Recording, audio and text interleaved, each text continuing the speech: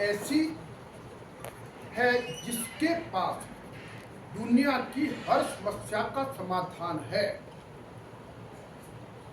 और सनातन धर्म में ये कहा गया है कि गाय हमारी माता है और हम उसके पुत्र और पुत्रियां हैं।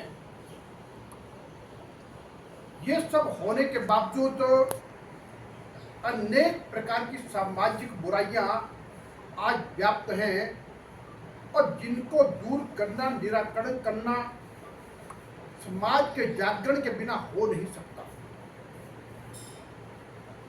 साथियों, गत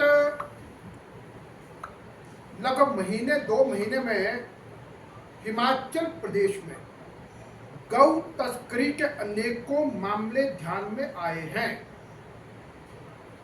पिछले महीने पंडोह में एक ट्रक पकड़ा गया और जब उस ट्रक को रोका गया तो ट्रक में सवार लोग भाग गए और जब स्थानीय लोगों ने ट्रक को निकाल करके देखा तो वह गौधन से भरा था।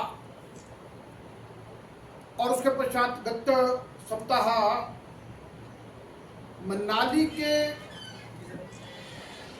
राहनी नाला में एक ट्रक गाय से भरा पकड़ा गया जिसमें एक गाय और 10 बैल थे। अब आप देखें कि वो ट्रक नेशनल ग्रीन ट्रिब्यूनल का बैरियर गुलाबा में है, जहां से केवल मात्र ऑनलाइन परमिट वाली गाड़ियां ही जाती हैं।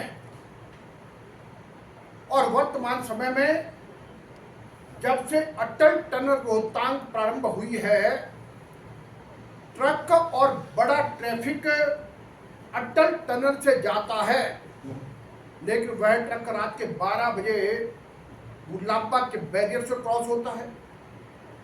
और उसके पश्चात है कि आगे चल करके रात्रि के लगभग 1 बजे के समय जटेड़ बिहार के जो गौ संचालक खुशहाल चौहान जी हैं, उनकी गौशाला में काम करने वाले मोहम्मद रफ़ी अपनी भैंसों को देखने के लिए बाहर निकले तो उन्होंने ये देखा कि कुछ लोग गाय और बैलों को रस्से से बांध करके डंडे से मार मार के ट्रक में चढ़ा रहे हैं।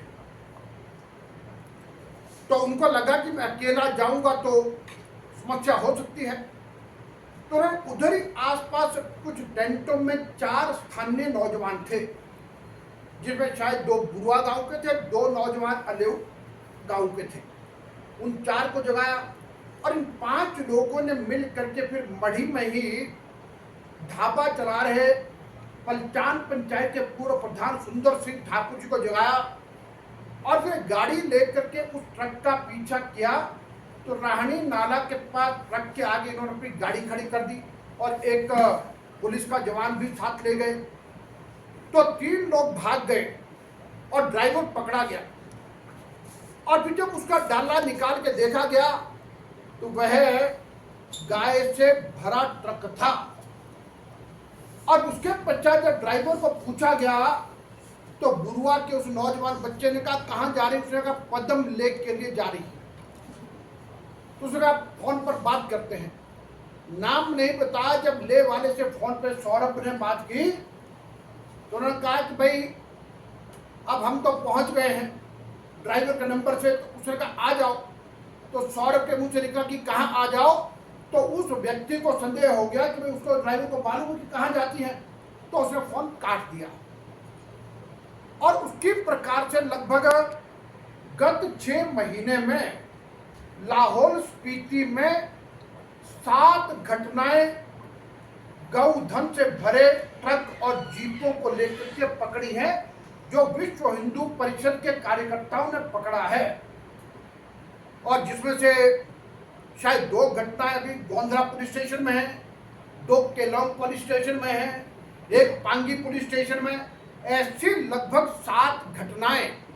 और परसों भी लगभग शाम के 6 बजे एक ट्रक दारचा में पकड़ा गया और उस ट्रक के पीछे एक विश्व हिंदू परिषद के कार्यकर्ता ने 4 किलोमीटर तक उसका जब पीछा किया तो फिर पुलिस को भी जानकारी दी। वह ट्रक के बारे में अब यह जानकारी प्राप्त हो रही कि वह होशियारपुर से गाय को भर करके दारचा तक पहुंच गया। और इस सारे मामले में हिमाचल प्रदेश की सुखविंदर सिंह सुक्खू की सरकार को कटघरे में खड़ा करता हूं। यह सरकार कहां सोई है जहां गौ की तस्करी हो रही है। यदि होशियारपुर से दारचा तक ट्रक पहुंचा तो क्या बीच में कोई पुलिस की व्यवस्था नहीं, क्या कोई चेकिंग करने वाला नहीं? और फिर ग्रीन टैक्स बैरियर से, नेशनल ग्रीन ट्रिब्यूनल के बैरियर से ट्रक कैसे क्रॉस हो रहे? क्या कोई मिली भगत है? और फिर उसके बाद जब वो ट्रक मढ़ी गुलाबा से गाय को लेकर के जाते हैं और उसके बाद खोखसर में भी बैरियर लगा है और खोखसर का बैरियर इतना स्ट्रिक्ट माना जाता, वो वहां से किसी गाड़ी को बिना परमिशन ना ऊपर आने देते ना नीचे जाने देते। फिर गाय से भरे ट्रक कैसे जा रहे हैं? और अभी जो गौ संचालक हैं श्री खुशहाल चौहान जी अत्यंत दुखी हैं। पिछले कल एक बुजुर्ग ने कहा कि गाय की समस्या बड़ी भारी है, तो उन्होंने रोते हुए ये कहा कि कोई बात नहीं, अब गाय खत्म ही हो जाएगी, कुछ समय बाद नजर नहीं आएगी। और उनका एक अंदाज है कि मढ़ी रोहतांग के क्षेत्र से लगभग 600 गाय कम है और उनका कहना उनके गौ सदन से लगभग इतनी गाय गई थी। अब इस समय केवल मात्र 50-60 गाय वहां पर रह गई, तो वो कहां गई? और साथियों, ये मुद्दा अत्यंत गंभीर है और इस मुद्दे पर मैं कहूंगा प्रदेश स्तर पर भी, राष्ट्र स्तर पर भी उठाने की आवश्यकता है। और मैं ये भी कहूंगा कि जब ये लोग पकड़े गए, ट्रक पकड़े गए, ट्रक के मालिक पकड़े गए, गाय की तस्करी करने वाले पकड़े गए, लेकिन सुक्खू जी की सरकार में दम नहीं, तो अभी तक उसकी जांच नहीं कर पाए। ये हैं कौन लोग? ये कहां ले जाते हैं? क्या इनके पीछे सरकारी मशीनरी या बड़े लोगों की कहीं ना कहीं मिली भगत है? और फिर कुछ समय के बाद ट्रक रिलीज हो जाते हैं और ये लोग जमानत पर बाहर आ जाते हैं। लेकिन अभी तक इतनी सारी घटनाएं होने के बाद भी इसकी जड़ तक अभी तक सरकार पहुंच नहीं पाई है।